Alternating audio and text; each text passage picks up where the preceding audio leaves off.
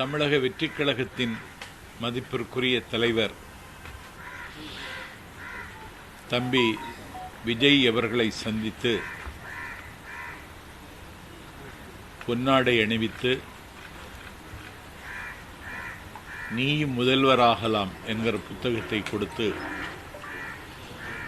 தாவேக்காவில் இன்று என்னை நான் இணைத்துக் கொண்டேன். 6 ஆண்டு காலம் எந்த அரசியல் கட்சியிலும் என்னை இணைத்துக் கொள்ளாமல் திராவிட இயக்கத்தின் சொற்பொழிவாளர் என்று சொல்லி பெரியார் அண்ணா லட்சியங்களை பேசி வந்த நான் இன்றைக்கு தாவேக்காவில் இணைத்து கொண்டு நாடு முழுக்க தாவேக்காவினுடைய ஒரு பிரச்சாரகனாக பவனி வர தம்பி விஜய் என்னை அனுமதித்திருக்கிறார்.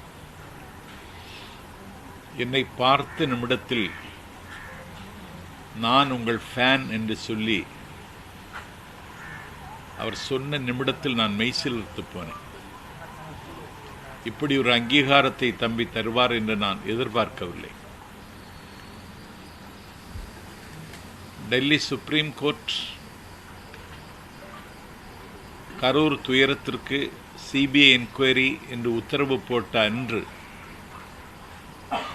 இணையதளத்திற்கு அலைபேசி வாயிலாக இது தாவேக்காவிற்கு கிடைத்த வெற்றி, கையெறு நிலையில் கைவிடப்பட்டு கை பிசைந்து கண்ணீரோடும் கவலையோடும் இருக்கின்ற தாவேக்கா அடுத்த அடியை எப்படி எடுத்து வைப்பது என்று யோசித்துக் கொண்டிருக்கிற நிலையில் உச்சநீதிமன்றம் தாவேக்காவுக்கு ஒரு புதிய வாசலை திறந்து வைத்திருக்கிறது என்று நான் குமுதம் தமிழுக்கு சொன்னேன். அந்த நிமிடத்திலிருந்து அறிவாலயத்திலிருந்து எனக்கு காது கொடுத்து கேட்க முடியாத அளவிற்கு வசை சொற்களால் என்னை வசை மாறி பொழிந்தார்கள். தொடர்ந்து 5 நாட்கள் தஞ்சை மாவட்டத்தில் சுற்றுப்பயணத்திற்கு ஒத்துக்கொண்டிருந்தேன். அந்த நிகழ்ச்சியை ரத்து செய்தார்கள். 7-8 அறிவுத் திருவிழா என்கிற பெயரில் வள்ளுவர் கோட்டத்தில் காலத்தின் நிறம் கருப்பு சிவப்பு என்ற நூலை வெளியீட்டு விழாவும் 44 சொற்பொழிவாளர்கள் கலந்து கொண்ட 10 அமர்வும் வள்ளுவர் கோட்டத்தில் நடந்தது.